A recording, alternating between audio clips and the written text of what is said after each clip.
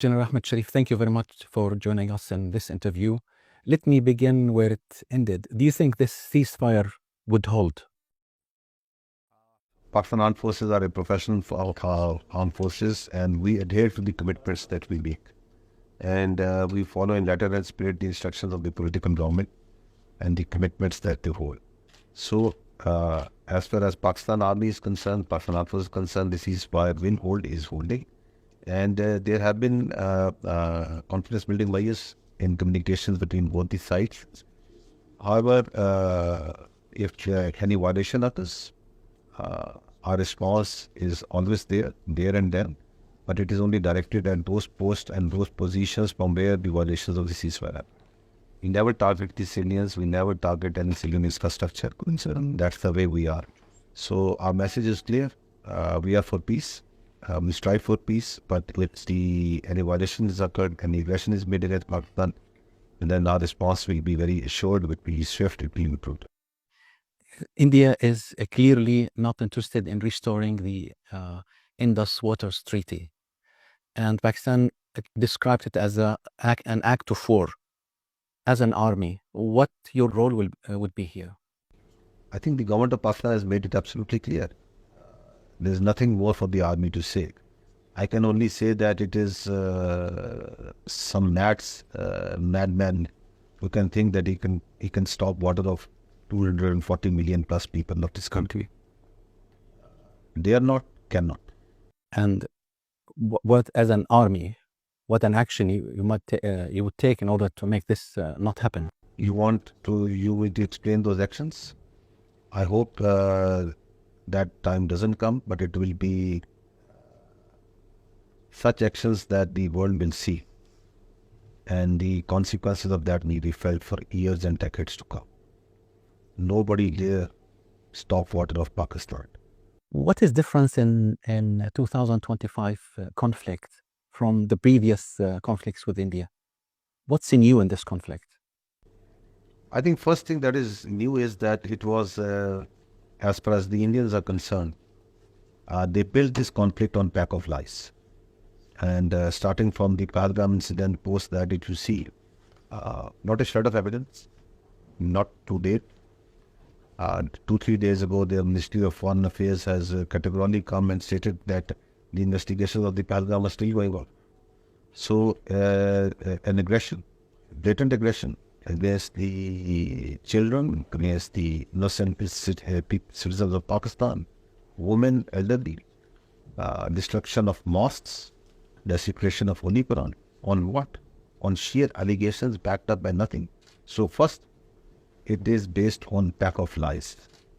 Secondly, from the Indian perspective, I think there was more theatre involved here in it, and fake news and propaganda, the way that dominated the Indian action, that is flabbergasted, because we don't see in professional armies and responsible countries to create the sort of warmongering and hysteria that was created before 6 and 7. I don't think the world has ever seen any country which claims itself at one hand to be Vishwa Guru, thumping chest on their media and their government, thumping chest and feeling proud that they have killed children and women. This is horrendous. This mindset that is being exhibited here by the Indian society, and particularly the political elite, I think this is something new. This is something that the world needs to see very carefully. And then putting out false claims as if the whole of the world and the people around them are just not seeing anything and they are stupid. That we have taken over Islamabad, that the Karachi port is burning, that we have taken out aircraft, hiding behind lies even till today, that their aircraft have been shot down, not recognizing them, not acknowledging their dead ones, not acknowledging the people who have fallen in line of India, not even acknowledging them. So this hubristic mindset, this thing that you can cut off the public from the truth in today's world, where each projectile, each UAV, each aircraft leaves a digital signature. I think it is so the reckless behavior that the Indians showed firing missiles and firing projectiles into their own territory in the areas of the Indian Punjab where the Sikh community is living. And so that is, I think, something which is absolutely new. That this sort of mindset is prevailing, which I don't know from where this overconfidence comes, and this self-entitlement comes that you can get away with everything. This is at the peril of 1.6 billion people of this region and beyond. So this is something new. In terms of warfare, what's new, you think? In terms of warfare, you saw that, as I've already alluded, that it is that you mix your ground actions. There's so much fake news and so much disinformation and propaganda that it is difficult for people to understand that what is real and what is wrong. Even once the conflict has actually ended over there, has actually ended underground, still you see so much nonsense coming out from the and so that is something which is new. And as far as the conventional war is concerned, as well as the exchanges that occurred on there, I think what's new is that the Indians thought that based on their conventional forces, based on the conventional power, they can coerce in the Pakistan. And so, alhamdulillah, Pakistan showed very clearly that only a partial response from us. Because we must understand that what the Pakistan armed forces have responded so far in this conflict, it is just one part of the conventional forces. Indian wanted that there needs to that through the escalation on the eastern border, our forces who are involved in counter-terrorism against the Indian proxies, the terrorist proxies that the Indians have mounted on Pakistan for decades, that there is a pull occurred on those forces and they go out towards the eastern front. And not a single soldier was pulled, so only through the partial application of forces and some part of our niche technologies, we have given a response that forced the Indian to this de-escalation. So new is that the Indians, and I think the world at large, have understood don't underestimate the resolve of the people of Pakistan and its armed forces, and don't think that remain in any confusion about it. And we are ready, and we will defend our territorial integrity and defense and sovereignty at all costs. Can you confirm the figure that the Prime Minister said yesterday? 6 aeroplanes, Indian aeroplanes, were downed? Yes, I can confirm that the 6th aircraft is a Mirage 2000. So we have because we don't make our claims based on without evidence. So once we have the confirmed evidence, we checked it, rechecked it, reconfirmed it. So then we came officially out yesterday. The Prime Minister of Pakistan claimed it, and told that the 6 aircraft were down on the and have been downed. And I can confirm that the make and type, that's a Mirage 2000. Russia is a friendly country. Its weapons being used during this conflict, is it a matter of concern to you? This is another aspect, I think, where the Indians have shown that how unhinged they have behaved in this. Certain friendly countries, certain countries have provided weapons to us. They are going for boycott and over there. So the Russian weapons, the French aircraft that they had, they all are very fine weapons, very good systems. It's more important is the important question here is who uses them and how they use it. So if we start going against the countries of the world on the basis of that you provide this thing to him and this thing to that, I think this mindset is something that shouldn't be encouraged, because the technologies and these they are pervasive, they are everywhere. We are living in a very connected world. There is international trade of technology also, of arms also, and so many things. So we don't see it. I think we should not be seeing it in these terms, and we should not be making our interstate relations based on this. However, we have very astute diplomatic corps, and they are the one who take the calls and shots on this. As an army person, I am more concerned is who is firing and how is firing, or who is using the weapon and how is using the weapon. That's my main concern. Pakistan acquiring the JF-35, the Chinese stealth jet, at what stage it is, when it might be, it might enter the service or be at Pakistan's process? So development strategy of Pakistan Armed Forces is an evolving thing, and we keep on striving for and going for new technologies. I am not in a position to say that what and when what we will be, because that's part of our development strategy. So I will not at all comment on that. But I can confirm you that the Pakistan Army is very, in a very professional manner, keeps on evaluating its responses and vis-a-vis what the adversaries have, and we keep on improving upon them as per the requirement of the battlefield. Moving to that night, that early morning when the United States has intervened, there were, according to the United States, alarming intelligence that prompt them to interfere. Let me first say, and I will repeat it, I've said it before also, that we understand that the military conflict between two rival nuclear states is sheer stupidity. It is an absurd idea, and it is inconceivable. And that's what the world also understands. All the senior voices, all the mature countries, all the bigger countries, they understand it very well.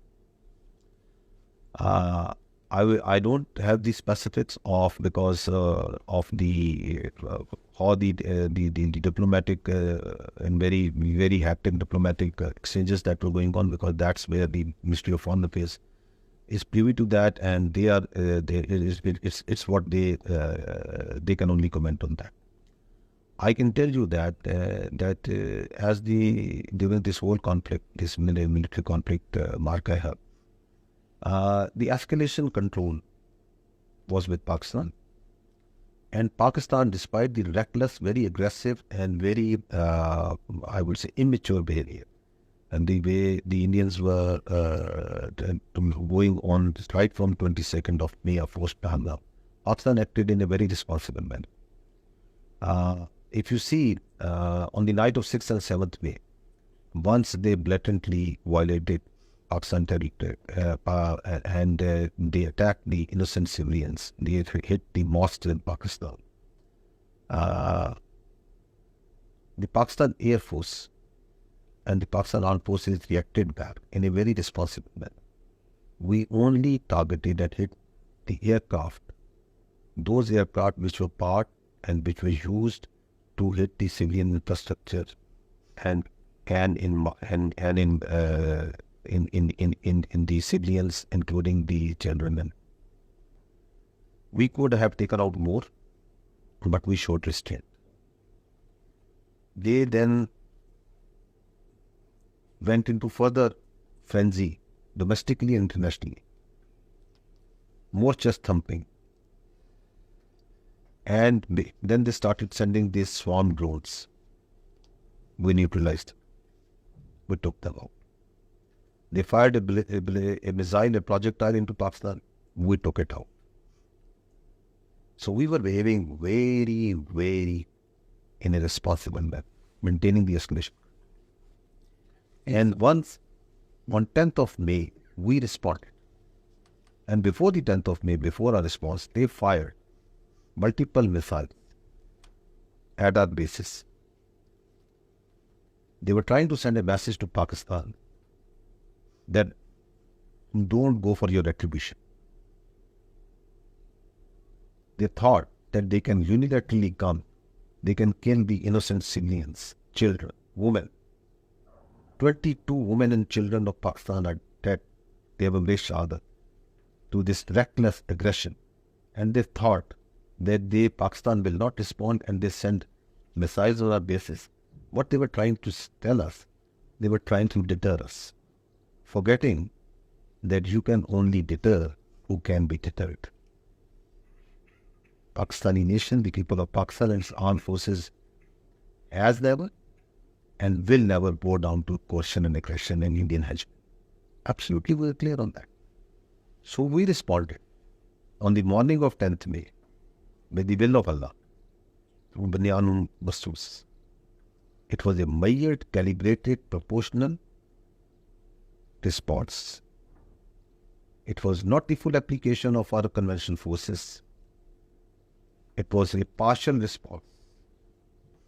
We selected 26 targets, we hit 26 targets. The world saw it, the Indians saw it.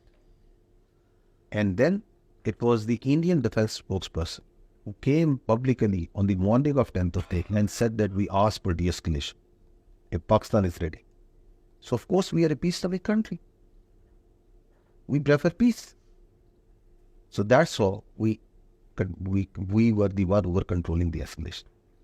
And the international community was watching it very carefully. The rational behavior, the very just behavior of Pakistan, and also the recklessness, the aggression, the cruelty that the Indians were exhibiting, the chest thumping that they were doing, the fake propaganda that they were spewing, the hate and the warmongering that is still continuing to go on. Some of the satellite images show damage in some of Pakistan air bases, especially the one in Rahim Yar Khan. Can you tell us in terms of numbers, what were Pakistan Army's losses in this conflict?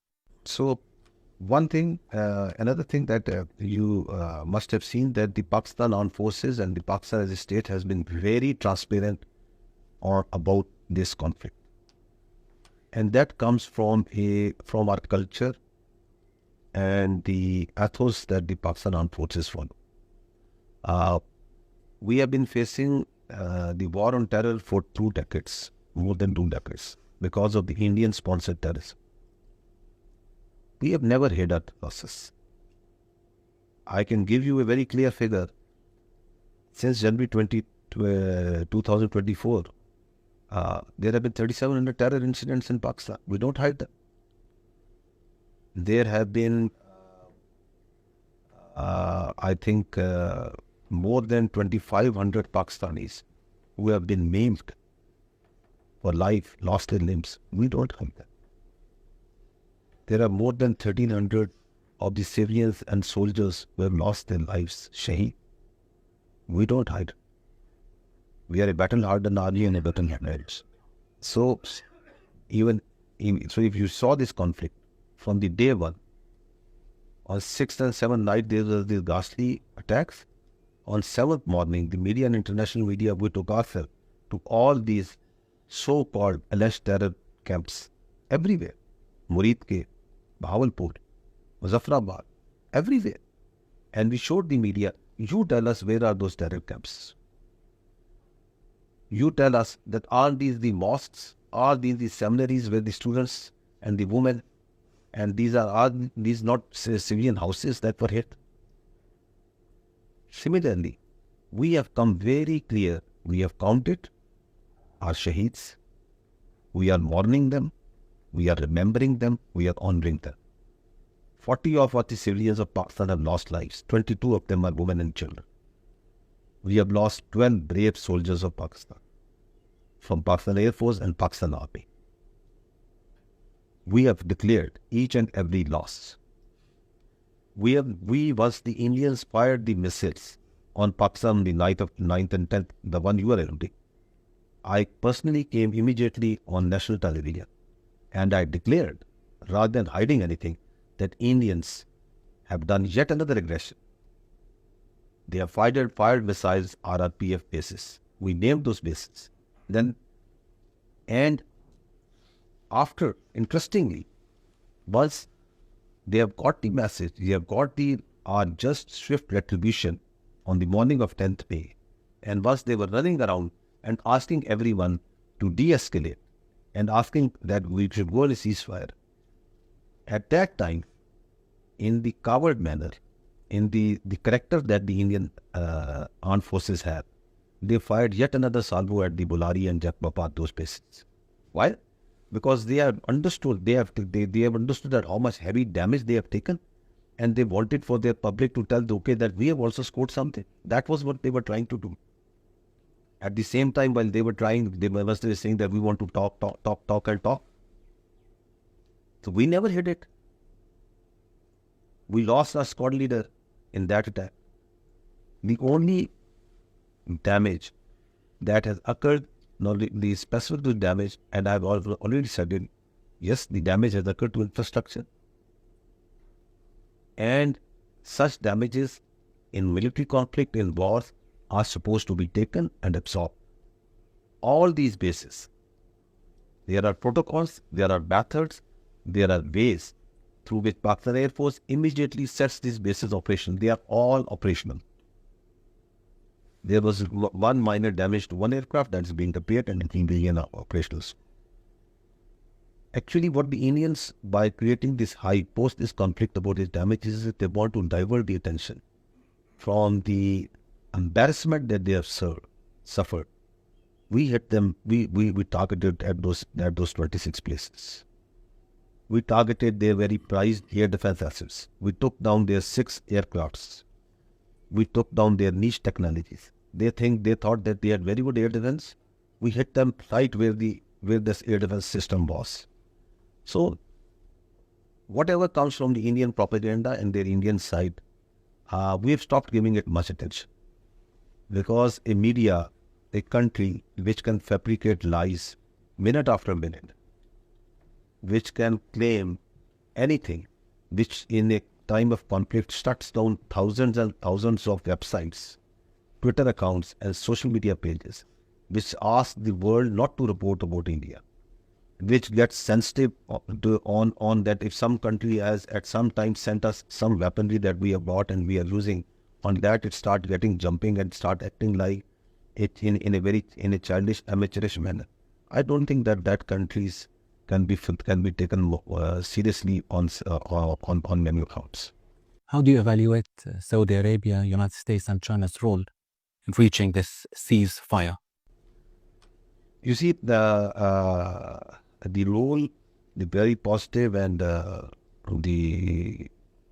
wonderful role that the great powers of this world have played, USA, China, Saudi Arabia, and others. The Ministry of Foreign Affairs is the best one to comment on. As far as Saudi Arabia is concerned, from the our audience and perspective, I can say that we, the people of Pakistan, have great respect. There is the bond between the people of Pakistan and the Saudi and the Gulf region is very strong. And we in the armed forces have very close bond with the Kingdom of Saudi Arabia.